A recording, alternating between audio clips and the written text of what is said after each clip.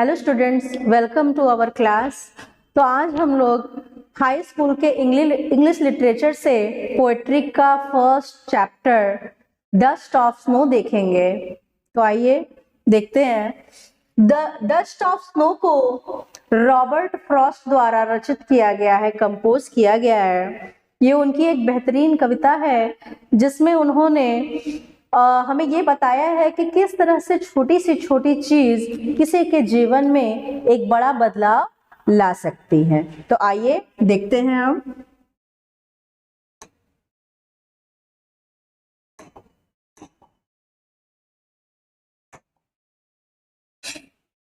तो चलिए देखिएगा।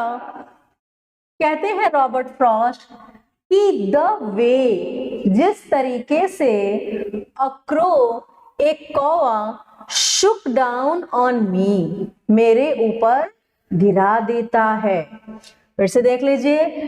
द वे अ क्रो, जिस तरीके से एक कौवा, शुक डाउन ऑन मी, कहते मेरे ऊपर गिरा देता है, द डस्ट ऑफ स्नो, कहते हैं बर्फ के, ठीक है, धूल को, मतलब जो पाउडर वाला स्नो होता है, बर्फ, आप जान रहे हैं कि बर्फ के भी कई रूप है। तो कहते हैं द डस्ट ऑफ स्नो, बर्फ के धूल को, फ्रॉम अ हेमलॉक ट्री, एक हेमलॉक ट्री से, हेमलॉक ट्री को तसुगा वृक्ष कहते हैं।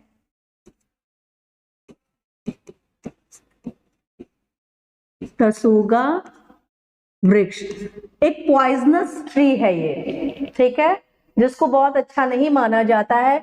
सेम एज क्रो को भी, ठीक है, अशुभ माना गया है, इसे मृत्यु का प्रतीक जो है माना जाता है। ये दो ऐसी चीजें हैं जो दोनों मिलकर, ठीक है, रीजन, ठीक है, एक कौवा बनता है जो एक हेमलॉक, एक विषैले वृक्ष से वो क्या करता है, डस्ट ऑफ स्नो, कुछ बर्फ जो है, बर्फ का धूल लेखक के ऊपर, कवि के ऊपर क्या करता है, गिरा देता है।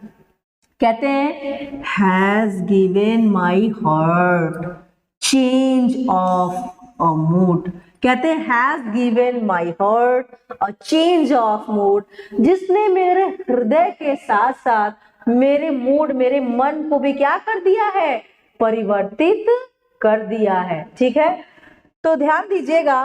कहते हैं कि जो हेमलॉक ट्री है वो पॉइजनस है, क्रो जो है वो अशुभ है, लेकिन ये दोनों रीजन बनते हैं, ठीक है, कि वो जो हमारे पोएट हैं वो पता नहीं किस विचारधारा में चले जा रहे हैं, पता नहीं कौन सा उनको दुख सता रहा है, और वो जाते रहते हैं और एक हेमलॉक के ट्री के नीचे वो क्या करते हैं, आ जाते हैं, और तभी एक कौवा आता है और उनके ऊपर क्या करता है, बहुत थोड़ा सा बर्फ गिरा देता है, जिससे उनके हृदय के साथ साथ उनका मन परिवर्तित हो जाता है।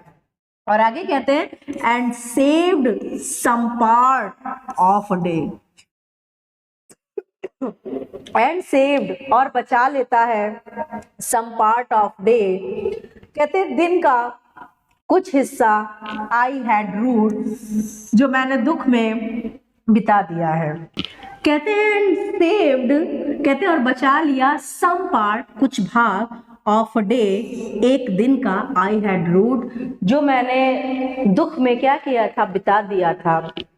तो कहने का मतलब ये है कि कवि को कोई दुख है और उस दुख में वो सोचते हुए बिल्कुल निराश होकर चले जा रहे हैं, जिसने उनके दिन का, उस दुख ने उनके दिन का कुछ हिस्सा ले लिया, उनका कुछ हिस्सा खराब हो चुका है उस दिन का।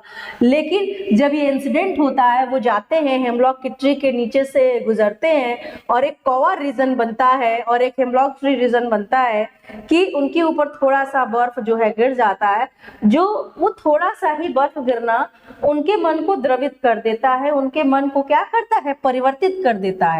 और ये मन का परिवर्तन ये होता है, ऐसा होता है कि सेव्ड, बच जाता है, सम पार्ट ऑफ डे, उनके दिन का जो शेष हिस्सा है, जो शायद अगर ये इंसिडेंट ना होता तो वो उसी दुख में क्या करते, उस दिन को भी पूरा दिन दुखी रहकर बिता देते।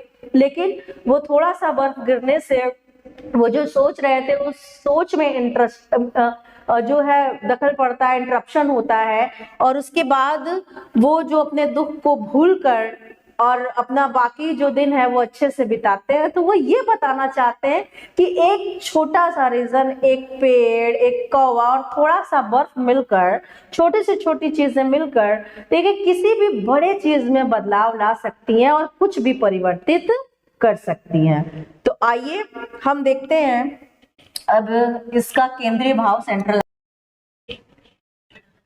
तो देखिएगा द पोयम कहते हैं यह कविता, और उस पोयम का नाम लिख लीजिएगा, dust of snow, composed by, रचा गया है फेमस पोएट, प्रसिद्ध कवि रॉबर्ट फ्रॉस्ट के द्वारा। हमारी हर सेंट्रल आइडिया में एक लाइन बिल्कुल सेम रखी जा सकती है। हमको जो बदलना हो सकता है वो चैप्टर का नाम, जो पोयम का नाम है, और पोएट का नाम, बाकी वो लाइन हम वैसे ही एडजस्ट कर सकते हैं। उसके बाद जो हमारी सेकंड लाइन है, इन दिस पोयम, इस कविता में द पोएट वाज सैड, जो कवि है वह दुखी है।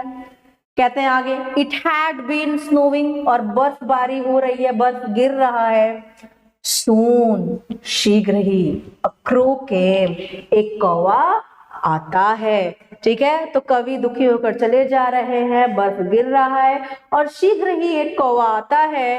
It shook the dust of snow on the poet, कहते हैं वो बर्फ को क्या करता है, गिरा देता है, ऑन द पोएट, कवि पर। दिस, इसने चेंज्ड, बदल दिया, हिज मूड, उनके मन को।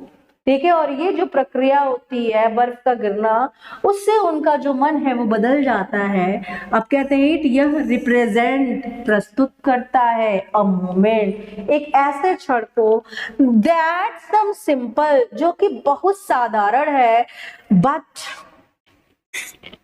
कहते हैं बट हैज लार्ज सिग्निफिकेंस, कहते हैं एक बड़ा महत्व रखता है। देखा जाए तो बहुत छोटी सी बात है कि एक हेमलॉक का ट्री है, बर्फबारी हो रही है, उस पर बर्फ गिरा हुआ है और एक कौवा अचानक से आया और उस कौवे ने क्या किया, पोएट के ऊपर बर्फ गिरा दिया, जिससे उनका मन बदल गया। लेकिन ये बात छोटी लगती है सुनने में, लेकिन एक बड़ा महत्व रखती है।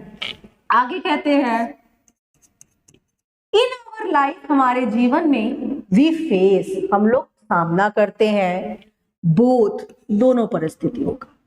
वो परिस्थितियां क्या है, सॉरो एंड हैप्पीनेस, दुख और सुख। सभी के जीवन में दोनों परिस्थितियां आती हैं, सुख और दुख दोनों आते हैं, और हम सब ऐसी परिस्थितियों का सामना करते हैं।